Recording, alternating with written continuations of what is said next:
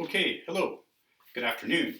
So our group is presenting today on the concept of passion and place and how aligning these two factors with some helpful tips and methods can hopefully help you to maximize your university experience. So today, our group members, I'm Matt, this is Craig, and this is JD. And we'll be taking you through our ideas in the old school presentation style. So we're just using our hands, our voice, our eyes, and trying to convey our ideas. Okay, so first off, what we'd like you to do right now to start is I want you to take a second and I want you to think about a place that you connect with or a passion that's really important in your life. So just think about this for a second, and now please, if you would, write down in your notebook either your place, your passion, or you can write down both. Okay, so I believe personally that life is precious, life is finite, and also that we really need to be mindful and present to take the most out of our experiences. Now, let me tell you a little bit of a background story about kind of how I came to this position. So first of all, I really love the idea of carpe diem. I know you guys have probably heard that term before. It comes from, I first heard it in the movie The Dead Poets Society. And the concept is that you want to seize the day. You want to take the most out of life, kind of squeeze the marrow out of life. But how can we do this? So for me, I had a real moment of insight about this a long time ago when I was a young fella and I was living in Korea. Of course, the stories always come back to my time in Korea. But this is a story that has a little bit of personal grief in it. So at the end of my second year of teaching in Korea, I got a phone call from my mom and I found out that my grandfather had just passed away. Now, of course, this really kind of sent me into a tailspin. This was a really big issue for me.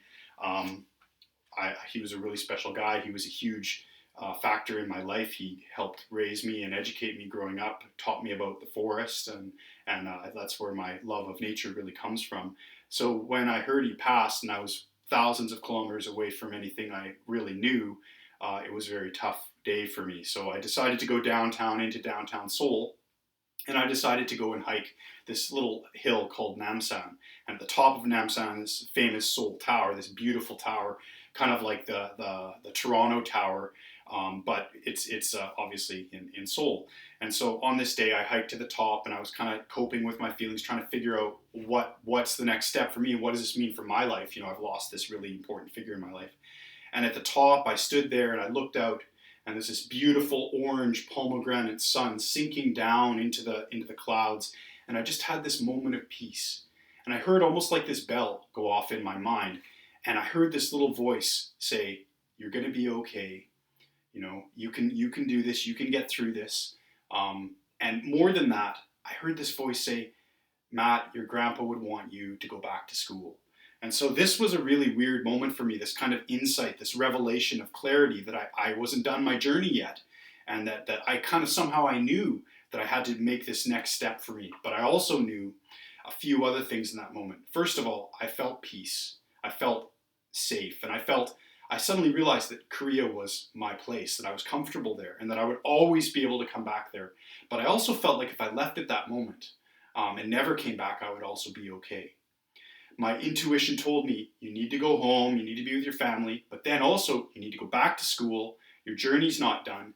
And this moment crystallized for me that I really wanted to help people. And I really wanted to learn more about how to be a good teacher, because I'd just been kind of teaching off the cuff at that point in time. I did have some training, but I really wanted to take it to the next level, to maximize my experiences.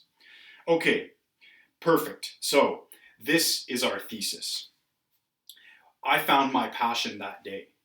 And I suddenly realized that it was for education. But I wasn't there yet.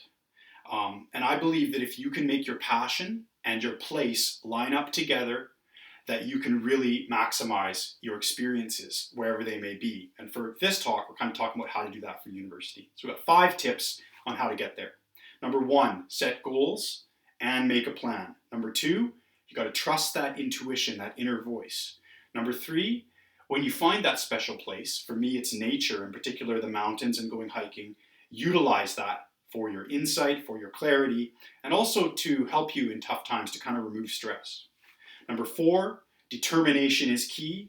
And number 5, you need to be able to reflect on knockbacks, on difficult moments, and grow. Okay, I'm going to pass off to Craig here. Craig's my partner, and he's going to jump into explaining a little bit more about those 5 methods that we mentioned. Okay, thanks, Matt. Okay, let's get straight into it.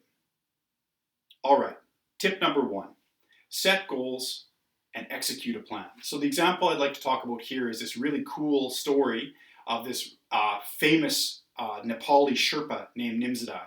And recently, he decided to draw a spotlight to how crucial Nepali Sherpas were to the success of any missions, any quests, any high alpine hiking in the Himalayas. So he made this crazy goal. He decided he wanted to hike the 14 tallest mountains in the world in 7 months. So that's crazy, right? Because no one had ever done this before. No one thought it was possible, but he believed. So he gathered his team, he got his funding, they made their itinerary, and off they went. And the really important thing was they were strategic in planning the order of the mountains to make sure that they could fit them all in within this 1 year's hiking season, because within that 7 months, mountains were open, certain mountains were closed, but he planned it very carefully. They set out, they challenged themselves. It was really difficult, but they were successful. So it shows that with this idea of setting big goals and making a specific plan, you can advance yourself and really move yourself forward in something that you're passionate about. Passion and place. Number 2, that inner voice is so crucial. Those moments in life when we hear that bell ring, like Matt mentioned, about having that bell ring at the top of his hike on Namsan, and kind of coming to terms, being able to kind of process his grief. When you hear that insight, you need to listen to that insight. It's crucial. So listen to your inner voice, trust your instincts. Number 3, I'm the same as Matt. When I want to get some clarity or some inspiration, I like to go to the mountains. In particular, I love Mount Benson. So I go up there and I push myself really hard, and it kind of sheds those worries off my mind. It sheds the outside things I can't control off my mind, and the moment becomes clearer. And I focus on the moment. I focus on the next step or the next steep section or the view in front of me. And so utilizing your place will help you to give more passion into those things that you're pursuing in your life. Okay, finally, we're going to move to the last partner here, JD. He's going to take us home. He's our closer. All right, how are we doing so far, guys? Is any of this ringing true with you? So we'll do a little bit of a survey. You can give me a thumbs up if you think there's some value here. You can give me the wiggling hand if you're not sure. And if you're not feeling it, you can also give me the thumbs down. Let's see, let's take a quick survey. Okay, wonderful. Looks like we're doing pretty good. So let's move on to tip number 4. This is a really big one. This is talking about determination. Call it grit, you can call it moxie, perseverance, elbow grease. It all boils down to work, hard work. And we really believe that in those tough moments in life, what you need to do is you need to trust yourself. You need to believe in yourself. Self-belief comes behind this idea of being able to achieve your goals. So if you're feeling like you've got too much on your plate, go to the mirror and say to yourself, look, Finlayson, I can do this. All right, or whoever you are, whatever name you've got for yourself, right? Look in the mirror and tell yourself, I can do it. I will do it. And the next thing you know, it'll be done.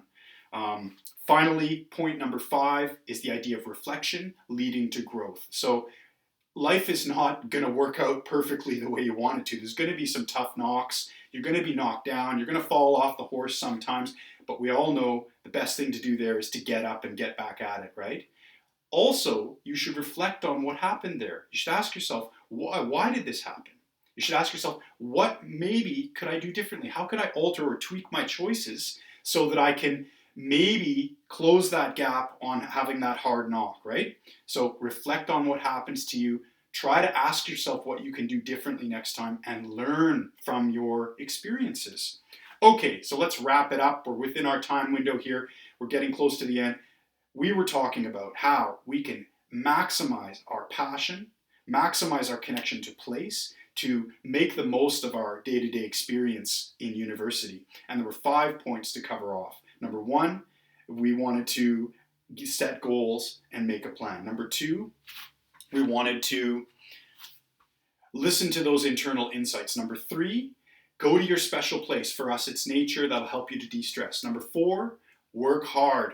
Utilize your grit factor. Persevere through tough knocks. And number 5, when those tough knocks do come, ask yourself what you did. Ask yourself maybe what you could do differently, and then learn. This will help you to maximize your experience. Okay, so at the very beginning, we asked you guys to write down either your passion or your place or both. So let's take 3. If anyone feels comfortable, please share into the classroom space what your passion is or what your place is. Yes?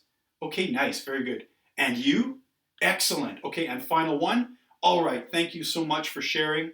In case you guys hadn't picked up on it yet, for our group, our passion is education and in specific teaching. And my place personally is in the classroom. All right, thank you so much for listening. Have a great day.